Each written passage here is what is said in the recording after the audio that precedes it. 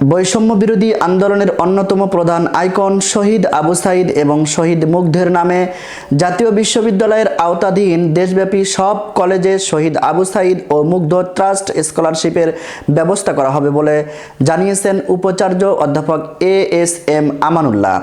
তিনি বলেন, তাদের নামে বিশ্ববিদ্যালয়ে স্থায়ী স্মৃতিফলক স্থাপন করা হবে।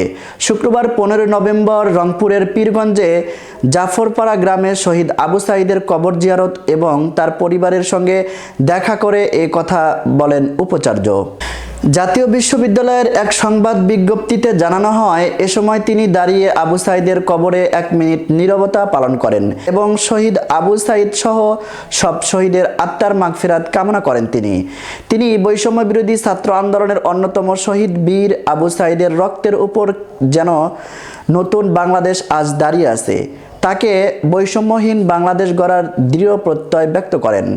এ সময় জাতীয় বিশ্ববিদ্যালয়ের পক্ষ থেকে শহীদ আবু সাঈদের পরিবারকে একটি অনুদানের চেক হস্তান্তর করেন তিনি।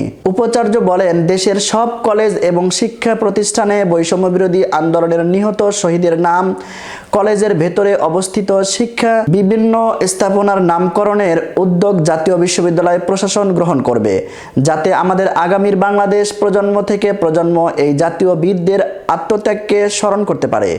ভবিষ্যতে বাংলাদেশে আর কোনো ফ্যাসিস্ট শক্তি যেন মাথাচাড়া দিয়ে উঠতে না পারে, সেজন্য সবাইকে সতর্ক থাকারও আহ্বান করেন উপাচার্য।